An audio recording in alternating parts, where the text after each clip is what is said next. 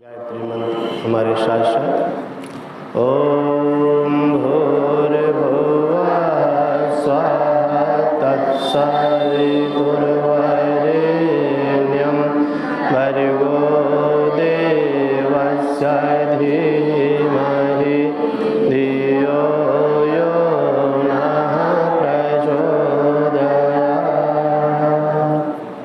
ओम गुरुर्ब्रह्मा गुरुर्विष्णु गुरुदेव महेश्वरः गुरु साक्षात् परब्रह्म तस्मै श्री गुरुवे नमः। ओम अखण्डमण्डलाकारं व्याप्तं येन चराचरं तत्पदं दर्शितं येन तस्मै श्री गुरुवे नमः। ओम यथा सूर्यस्य शक्तिस्थो श्रीरामे विद्यते या सर्वशक्तिस्वरूपां तां माता भगवत्यै नमः।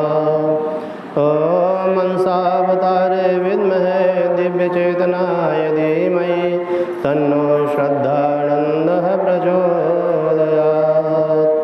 ओम अतुलितबलधामं स्वर्णशैलावदेहं धनुजवनकिशाणं ज्ञानिनानामग्रगण्यं सकलगुणनिधानं वानराणामधीशं रघुपतिप्रियभक्तं वादिजातं नमामि। बोलिए वेद माता गायत्री की जय, परम पूज्य गुरुदेव की जय, वंदनीय माता जी की जय, परम पूज्य गुरुदेव महर्षि श्रद्धानंद जी की जय, परम वंदनीय माता मंदाकिनी जी की जय।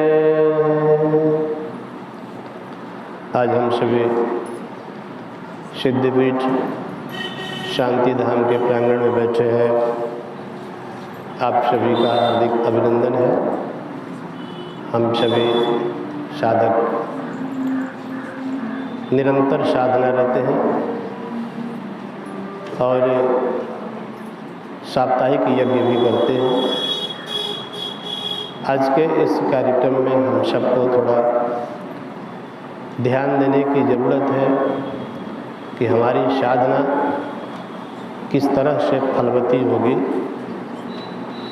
दैवी अनुग्रह की वर्षा किस रूप में होती है और किसके लिए होती है, इस पर थोड़ा ध्यान देने की ज़रूरत है।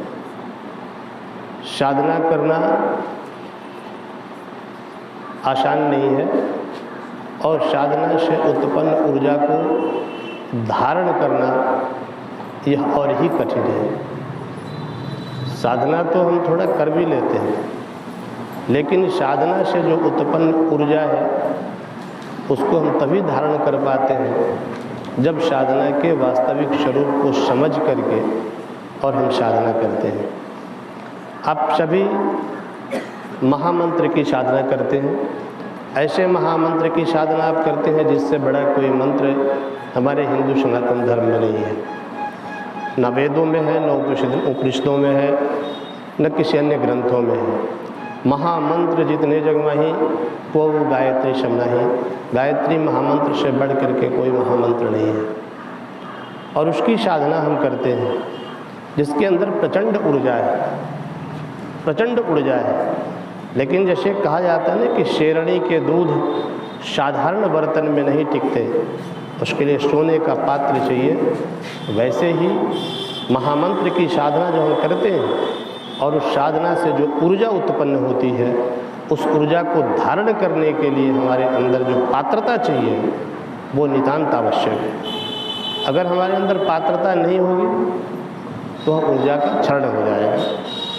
एक समय था सतयुग में, राजा भागीरथ ने तपस्या किया था गंगा को धरती पर लाने के लिए, और जब राजा भागीरथ ने गंगा जी को प्रसन्न कर लिया तो गंगा जी ने स्पष्ट कहा था कि बेटा धरित्री पर में आने को तो तैयार हो, लेकिन हमारे वेग को रोकेगा कौन?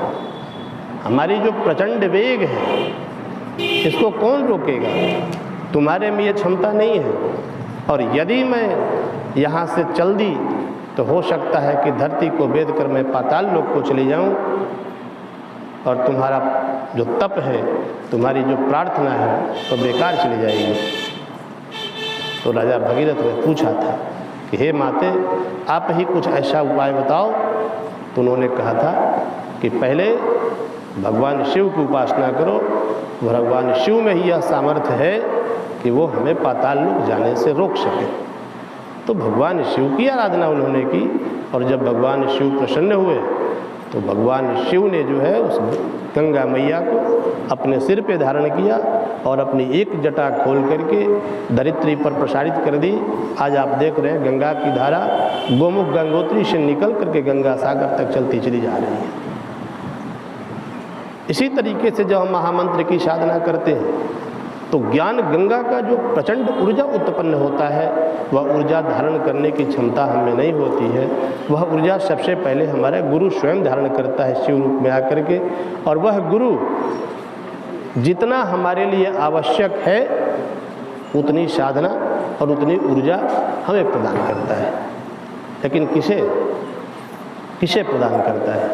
जिसके अंदर वो पात्रता हो, उसके अंदर ही हम ऊर्जा का प्रवाह दे पाएंगे। आप समझते, लकड़ी में कभी बिजली का प्रवाह नहीं होता, विद्युत का प्रवाह कभी लकड़ी में नहीं होता, कपड़े में नहीं होता। उसके लिए तांबे का तार चाहिए, उसके लिए तांबे का तार चाहिए।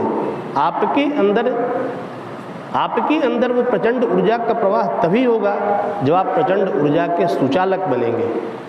और इसके लिए आपको अपने आप को अंदर से निर्मल बनाना होगा, खाली करना होगा,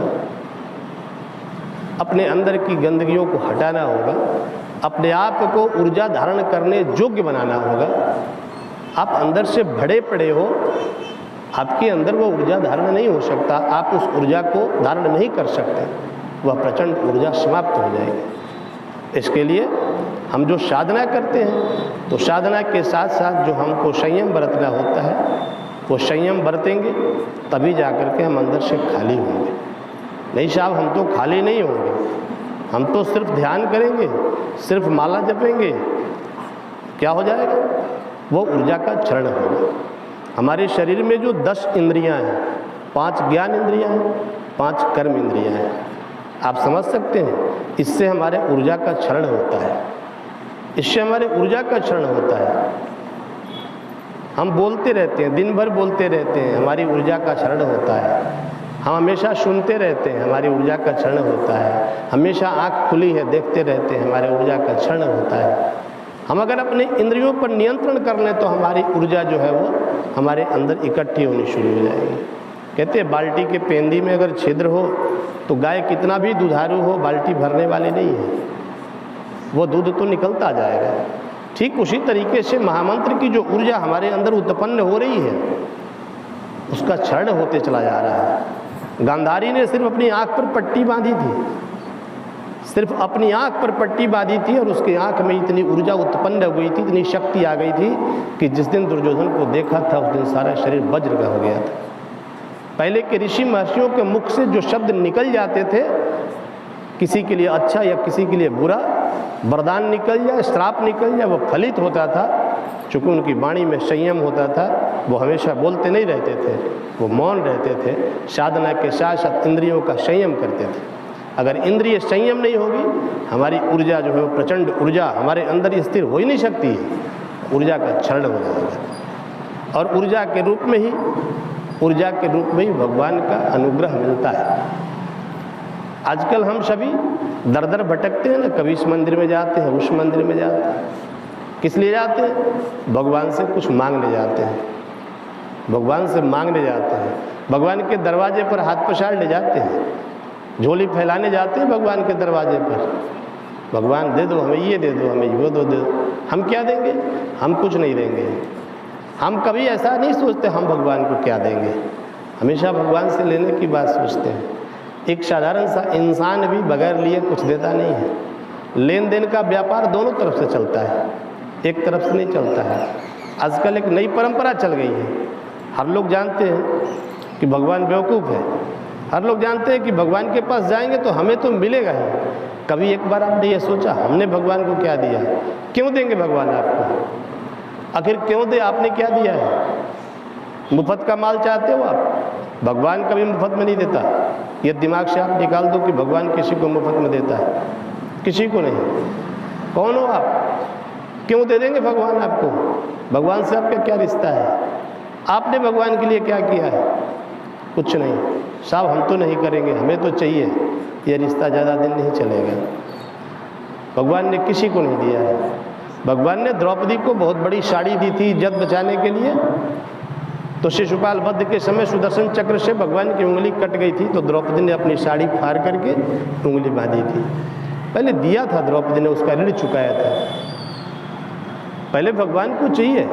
आप खेत में बीज बोते हैं, 100 गुना 1000 गुना जो है फसल उपजता है, और आप अन्न का भंडार घर में ले आते हैं। नहीं साहब, हम तो घर में बीज बोएंगे, हम तो खेत खलिहान में कभी बीज नहीं डालेंगे।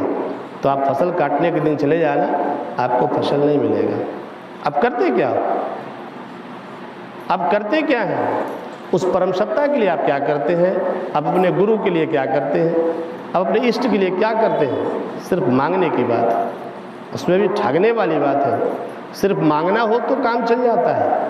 मेरे पास कुछ नहीं है, चारों तरफ से भटक कर ली शरण प्रभु आपकी, कुछ नहीं है मेरे पास।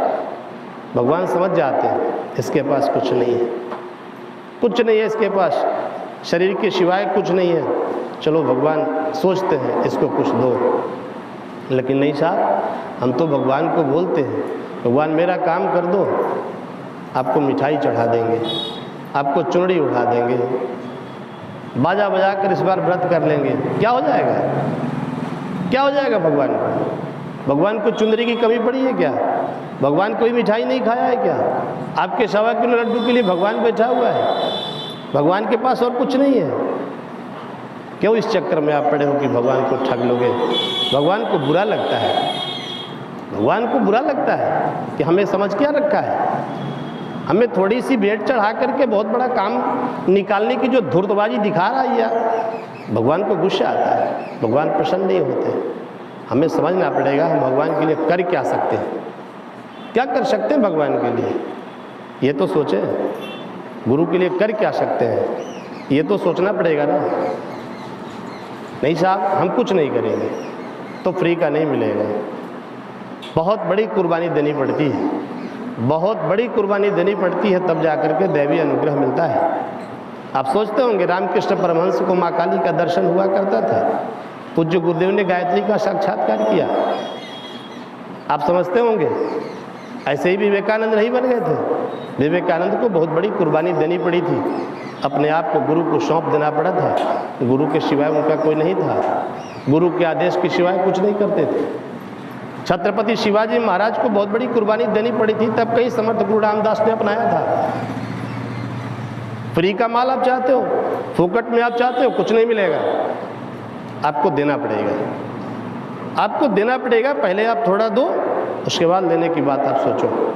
आप साधना करते अच्छी बात, यज्ञ करते अच्छी बात, लेकिन आपको हमेशा इस बात पर विचार करना पड़ेगा कि हम क्या दे सकते हैं भगवान को। एक कहानी आती है महाभारत काल में, द्वापर में, कि जब पांडवों का अज्ञातवास हो चुका था, तो दुर्योधन ने एक षड्यंत्र के तहत ऋषि दुर्वासा को कहा था कि आप जाकर के धर्मराज युधिष्ठिर के यहाँ आतिथ्य ग्रहण करें। चूँकि जंगल में तो कुछ उतना व्यवस्था है नहीं, आपका भोजन जुटेगा नहीं। वो जान रहा था कि ऋषिवर का भोजन नहीं जुटेगा तो ऋषि श्राप दे देंगे। और कहा जाता है कि दुर्वासा ऋषि अपने 60,000 शिष्यों के साथ चले गए धर्मराज युधिष्ठिर के यहाँ, और धर्मराज युधिष्ठिर से उन्होंने कहा था कि आज मेरा एकादशी का पारण है और हम सभी शिष्यों समेत तुम्हारे यहाँ ही आतिथ्य ग्रहण करना चाहते हैं। धर्मराज युधिष्ठिर के दरवाजे से कोई खाली कैसे जा सकता था? उन्होंने कहा महाराज आपका आतिथ्य हमें स्वीकार्य है। क्यों? क्योंकि द्रौपदी के पास, द्रौपदी ने सावित्री साधना कर रखी थी और द्रौपदी को भगवान ईश्वर ने एक अक्षय पात्र दिया था। अक्षय पात्र ऐसा है जिसमें कभी खाना घटता नहीं था, लेकिन उस अक्षय पात्र की एक विशेषता ये थी कि अगर द्रौपदी खाना खा ले तो अक्षय पात्र का खाना समाप्त हो जाता था। क्यों? यह घर की एक परंपरा है। घर की माताओं बहनों को कभी भी भोजन सबसे अंत में करना चाहिए। घर के जब सारे लोग खाना खा लेते हैं तब खाना बनाने वाले को भोजन करना चाहिए। खाना बनाने वाले ने भोजन कर लिया, इसका मतलब घर का खाना समाप्त। अब उसके बाद घर में फिर कोई खाने वाला नहीं बचा। ये अक्षय पात्र का भी ये विशेषता था। और द्रौपदी उस समय खाना खा चुकी थी। धर्मराज युधिष्ठिर जैसे ही जाके बोलते हैं द्रौपदी से कि हे द्रौपदी, ऋषि दुर्वासा अपने शिष्यों के साथ आ रहे हैं स्नान करके, उन्हें भोजन कराना है। तब द्रौपदी माथा पीट ली, अब क्या करेंगे। उस परिस्थिति में द्रौपदी ने भगवान श्री कृष्ण को पुकारा, हे कृष्ण, हे माधव, हे केशव, दौड़े आओ। और जब भगवान आए, दौड़े दौड़े आए, तो उन्होंने द्रौपदी से कहा था, पहले मुझे कुछ खिलाओ। द्रौपदी ने कहा, मेरी बात पूरी सुन लो, उसके बाद जो कहोगे करेंगे। भगवान ने कहा, कुछ नहीं सुनना, पहले मेरे को कुछ खिलाओ। बार बार कहने के बावजूद भी जब भगवान श्री कृष्ण की एक ही जिद थी कि मुझे कुछ खिलाओ, तो द्रौपदी झुझला करके बोलती है कि अगर मेरे घर में खाने को होता तो मैं तुम्हें बुलाती क्यों। भगवान ने कहा, कुछ भी नहीं है, देखो पात्र में कुछ तो होगा। तो कुछ नहीं है। उन्होंने कहा, जाओ भोजन का पात्र ही उठा लाओ।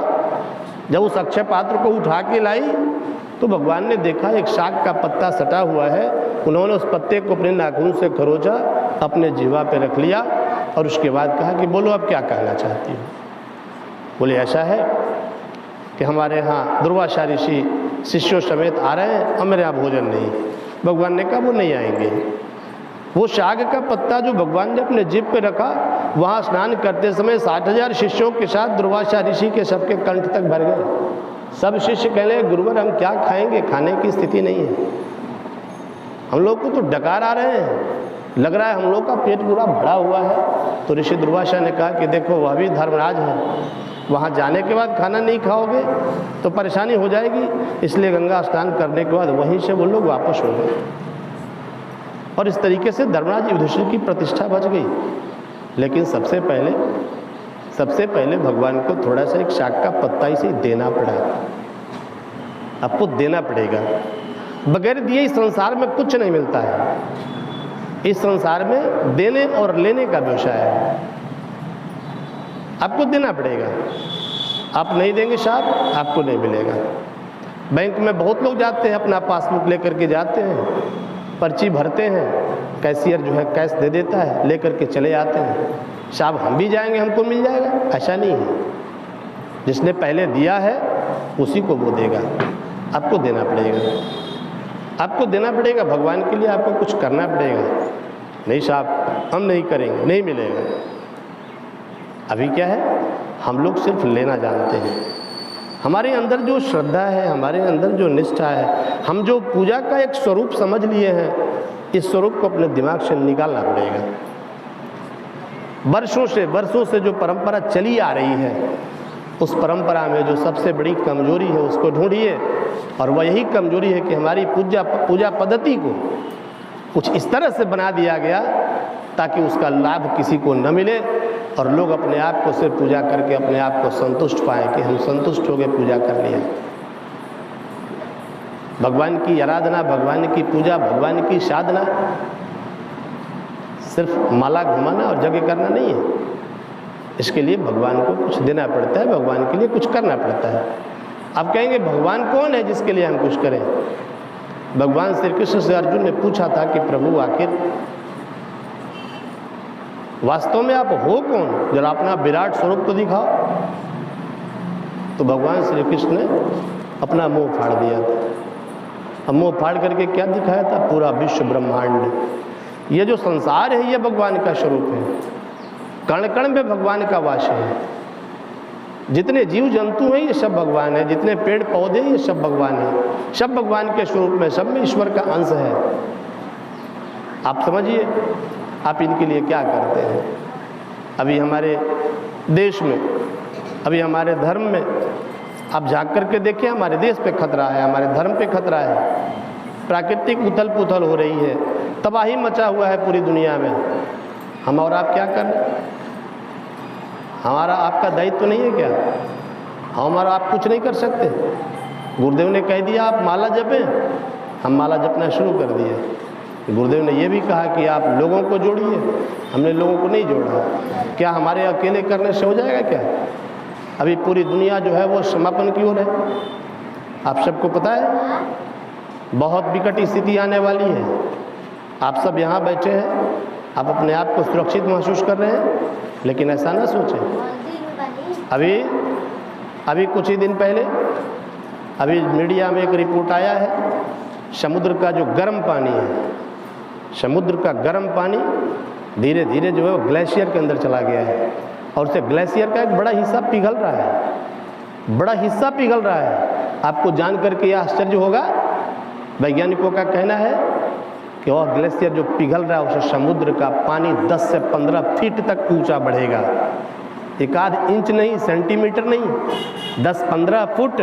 इसका मतलब ये हुआ कि समुद्र के किनारे जो शहर बसे हैं, मुंबई, कलकत्ता वगैरह, ये सारे के सारे समुद्र में विलीन हो जाएंगे, खत्म हो जाएंगे। ये इतनी बड़ी तबाही जो मचने वाली है, हमारा आपका कोई दायित्व तो नहीं है। हम प्रकृति से छेड़छाड़ करेंगे? क्या हम अपने लिए एक वृक्ष नहीं लगा सकते? अपने घर में एक पेड़ नहीं लगा सकते? अगर हर लोग अपने घर में 1-2 पेड़ लगाना शुरू कर दें, हमारा यही सहयोग होगा, हमारे प्रकृति को यही एक सहयोग मिल जाएगा और इससे हम दुनिया को बचा पाएंगे, दुनिया को बचा पाएंगे। अगर हम दुनिया को बचाने में सफल नहीं हुए तो कम से कम भगवान के सामने गर्व से ये कह सकते हैं कि प्रभु मैंने प्रयास किया था, भले ही मेरा अकेले का प्रयास जो है वो सफल नहीं हो पाया, कह सकते हैं। हम क्या करते हैं? कुछ नहीं करेंगे। लोगों को समझा सकते हैं, लोगों को इकट्ठा कर सकते हैं। साधना की शक्ति है, साधना में बहुत बल है। जब जब ऐसी विपत्तियां आई हैं, गुरुदेव ने साधना की ओर लोगों को प्रेरित किया है कि आप साधना करो। परम पूज्य गुरुदेव महर्षि श्रद्धानंद जी ने सावित्री साधना की ओर लोगों को प्रेरित किया, आप सावित्री साधना करो। क्यों करो?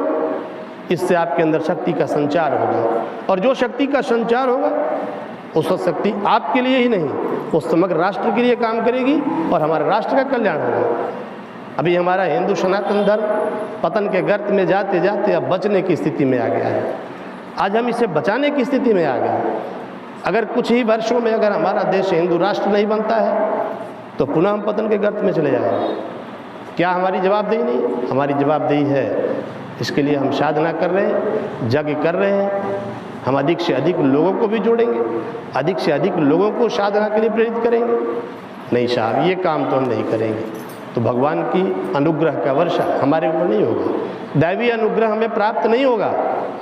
यह बात बिल्कुल दिमाग से आप निकाल दीजिए कि आप भगवान के पास बैठ करके 2-4-5 माला का जप कर लीजिएगा और भगवान आप पर प्रसन्न हो जाएंगे। ऐसी कोई बात नहीं है, ये बात दिमाग से आप निकाल दीजिए। क्योंकि भगवान किसी को कहने नहीं जाते कि आप माला जपिए, भगवान किसी को कहने नहीं जाते कि आप जग कीजिए। भगवान को इससे क्या मतलब है? हम अपने लिए करते हैं। हम जब साधना करेंगे हमारे अंदर वो पात्रता विकसित होगी, हम जब यज्ञ करेंगे हमारे अंदर वो पात्रता विकसित होगी कि हम उस प्रचंड ऊर्जा को धारण कर सकें। और जब उस प्रचंड ऊर्जा को धारण कर लेंगे तो हम रख के क्या करेंगे? बड़े बड़े जो पावर हाउस हैं वहाँ से बिजली आती है, ट्रांसफार्मर तक आती है। अब ट्रांसफार्मर तक ही अगर बिजली आकर रही जाए तो उसे क्या हो जाने वाला है? उससे क्या फर्क पड़ेगा? जब तक कि वह बिजली घर घर में न जाए, जब तक घर घर में प्रकाश न फैले, उस बिजली का कोई मतलब नहीं है। उस बिजली के उत्पादन पर जो सरकार का खर्च है वो खर्च निरर्थक चला जाएगा। तो परम सत्ता का जो इस प्रकृति पर खर्च हो रहा है वह खर्च निरर्थक जा रहा है। और इस प्रकृति में परम सत्ता के द्वारा भेजा गया जो सबसे सुंदर, सबसे उत्कृष्ट, सबसे महत्वपूर्ण और भगवान का सबसे विश्वासी और सबसे करीबी अगर कोई कृति है तो वह इंसान है। भगवान ने इसीलिए तो हमें भेजा है, भगवान इसीलिए तो हमें भेज दिए यहाँ पे। क्यों? ताकि हमारी जो बनाई प्रकृति है, हमारी जो बनाई है जो दुनिया है, इस दुनिया को संभाल कर रखने की जिम्मेदारी तुम्हारे अंदर है। क्योंकि सिर्फ तुम्हारे में ही मैंने बुद्धि दिया है, तुम्हारे में ही मैंने विवेक दिया है, तुम्हें ही मैंने सोचने समझने की शक्ति दी है। यह किसी जीव में नहीं है। कुछ करने की, दूसरों के लिए कुछ करने की जो शक्ति है, जो सोच है, जो ज्ञान है, वह सिर्फ तो मनुष्यों में है। और भगवान के साथ इतना बड़ा धोखा, इतना बड़ा धोखा कि जिस काम के लिए प्रभु ने हमें भेजा वो काम नहीं करें। हम उस विद्युत को, उस शक्ति को घर घर न पहुंचाएं, घर घर उजाला न हो। क्या ऐसे जनप्रतिनिधि को आप देखना स्वीकार करेंगे जो आपके गांव में, आपके गलियों में विकास न करें? भगवान भी ऐसे पुत्रों को देखना कभी नहीं चाहता जो भगवान के कार्यों में सहयोग नहीं करता। इसलिए हम सभी को इस बात का ख्याल रखना होगा, साधना करें, यज्ञ करें, लेकिन थोड़ा अपने आप को अब समझें। आपकी साधना थोड़े दिनों से नहीं चल रही है, आप में से बहुत लोग बहुत पुराने साधक, लेकिन हमें अब साधना के प्रकाश को घर घर तक पहुंचाना है। गृह गृह गायत्री, गृह गृह यज्ञ, यह गुरुदेव का संकल्प है। ऐसा क्यों? पूज्य गुरुदेव कहा करते थे कि यदि आपको मालूम हो गया कि आज तूफान आने वाला है, तो आपका प्रथम धर्म कर्तव्य बनता है कि आप जितनी दूर तक फैल सकते हो आप दौड़ करके ये सूचना लोगों को दे दो कि आज तूफान आने वाला है। बचना न बचना ये उनकी बात है, आपने अपने धर्म का पालन किया, आपको अपने धर्म का पालन करना है। आप जो अपने धर्म का पालन करेंगे, दैवीय अनुग्रह की वर्षा आप पर होगी, दैवीय अनुग्रह आपको प्राप्त होगा। अब जो नियति का यही विधान है, जिनको मरना होगा उन्हें कौन रोक सकता है। एक कहानी आती है कि एक संत जो है नाव पर बैठे हुए थे और नदी में काफ़ी जो है बाढ़ आ गया, नाव डूबने की स्थिति में आ गई। अब कई एक जो है बचाने वाले लोग नाव ले लेकर के दौड़ रहे हैं, महात्मा जी आप इस पर आ जाइए। महात्मा जी ने कहा नहीं, जिसके साथ भगवान है वो डूबेगा नहीं, मुझे उस परम सत्ता पर भरोसा है, वो डूबने नहीं देगा। कई एक बार लोगों ने प्रयास किया, कितने लोगों ने प्रयास किया, महात्मा जी जो है उस नाव पे सवार नहीं हुए, जो नाव डूब रहा था उसी पर रहे, अंततः नाव डूब गई और महात्मा जी उसी में डूब गए। अब महात्मा जी प्रभु से कहे कि मेरे साथ इतना बड़ा धोखा आपने कर दिया, मुझे तो पूरा भरोसा था कि आप मुझे बचा लोगे, आप मुझे बचा लोगे। भगवान ने कहा मैं तो बचाने का बहुत प्रयास किया, मैं तो कई एक लोगों का रूप धारण करके तुम्हारे पास गया, मैं नाव ले करके गया कि तुम इस पे आ जाओ, लेकिन यदि तुम नहीं आ सके तो फिर मेरी क्या गलती है, मेरी क्या गलती है। भगवान की भक्ति के स्वरूप को समझना पड़ेगा ना। इस तरह से सिर्फ बैठे रहेंगे हाथ पे हाथ रख के तो काम नहीं चलेगा, हमें कुछ करना पड़ेगा। आप इस बात को अच्छी तरह समझ लीजिए, भगवान रूप बदल करके आते हैं। एक व्यक्ति ने कह दिया, हाल ही में एक टीवी पर इंटरव्यू चल रहा था, एक मुसलमान भाई ने कह दिया, देवकी नंदन ठाकुर जी उस मंच पर मौजूद थे, उसने कह दिया कि जिस समय राम मंदिर को ढहा जा रहा था, बाबरी मस्जिद बनाया जा रहा था, तो जब आपके गीता में लिखा है कि यदा यदा ही धर्मस्य ग्लानिर्भवति भारत, जब लिखा है कि जब जब हो ही धर्म की हानि बाढ़ई असुर महाभट मानी, तब तब लीन प्रभु विविध शरीरा, जब ऐसा लिखा है तो उस समय आपके प्रभु क्यों नहीं आए। तो बड़ा सुंदर जवाब देवकी नंदन ठाकुर ने दिया था। उन्होंने कहा था कि भगवान के बारे में आप जानते क्या हो, भगवान ने तो स्पष्ट लिखा है रामायण में कि तब तब धरि प्रभु विविध शरीरा हर ही कृपा निधि सज्जन पीरा। विभिन्न प्रकार का शरीर जो धारण करते हैं, आप समझ सकते हैं, विभिन्न प्रकार का शरीर धारण करके भगवान बचाते हैं। ये जरूरी नहीं है कि भगवान जो है बिल्कुल मुकुटधारी बनकर के ही आएंगे, ऐसा नहीं है, भगवान किसी भी रूप में आ सकते हैं। कहा गया है कि जब जब धरा विकल होती, मुसीबत का समय आता, तब किसी न किसी रूप में महामानव चला जाता, किसी न किसी रूप में आते हैं। आज जैसे आपके देश में एक नरेंद्र मोदी प्रधानमंत्री बन गए और उन्होंने ये बात समझ लिया, अंदर में बैठ गया कि हमें कुछ देश के लिए करना है, धर्म के लिए कुछ करना है, तो आप देख लीजिए देश का मान सम्मान भी बढ़ रहा है और आपके जितने धार्मिक स्थल हैं उनके अंदर कितना प्रकाश आ गया, कितनी चार्मिंग आ गई। हर तीर्थ स्थानों में एक नया प्रकाश आ गया। उस व्यक्ति के अंदर करने की कुछ इच्छा है। हमारा दायित्व तो नहीं बनता है क्या कि हम उसकी सहायता करें, हमारा भी धर्म कर्तव्य बनता है कि हम उनकी सहायता करें, हमारा भी कर्तव्य बनता है कि हम उनकी सहायता करें। इसलिए हम सभी जो साधक हैं, हम सब अगर ये बात दिमाग में बिठा कर रखें कि सिर्फ साधना से ही सब कुछ हो जाना है, तो ऐसा नहीं है। साधना से ऊर्जा उत्पन्न होती है, लेकिन उस ऊर्जा को धारण करने के लिए हमें अपने अंदर की पात्रता को विकसित करनी होगी। और जब हमारे अंदर पात्रता आ जाए, जो ऊर्जा आ जाए, तो उस ऊर्जा का विकेंद्रीकरण करना भी हमारा दायित्व है। आपके अंदर बहुत शक्ति आ जाए और अगर उस शक्ति का आप विकेंद्रीकरण नहीं करेंगे तो क्या होगा? उससे आपको नुकसान हो जाएगा, उससे आपको नुकसान हो जाएगा। इसीलिए गुरुदेव ने कहा है कि हम लोगों की जो साधना वो चल रही है वह किण्वंतु विश्व सनातना के उद्देश्य से, हम जो जप करते हैं, ध्यान करते हैं, हम जो यज्ञ करते हैं, इससे जो उत्पन्न ऊर्जा है हम पूरी दुनिया को सनातनी बनाने में इसको लगा रहे हैं। आप नहीं साहब, हम तो सिर्फ अपने लिए करेंगे, आप ब्लास्ट कर जाओगे, इसकी ऊर्जा को आप नहीं रोक पाओगे। आप फुटबॉल में प्रतिदिन हवा भरो, आप खेलो नहीं, वो ब्लास्ट कर जाएगा और फट जाएगा। ऊर्जा को एक जगह रोकने की चीज़ नहीं है, ऊर्जा का सेंट्रलाइजेशन नहीं होना चाहिए। ऊर्जा को हम फैलाएंगे, हम जो साधना से जो उत्पन्न ऊर्जा है उसको घर घर तक पहुंचाएंगे।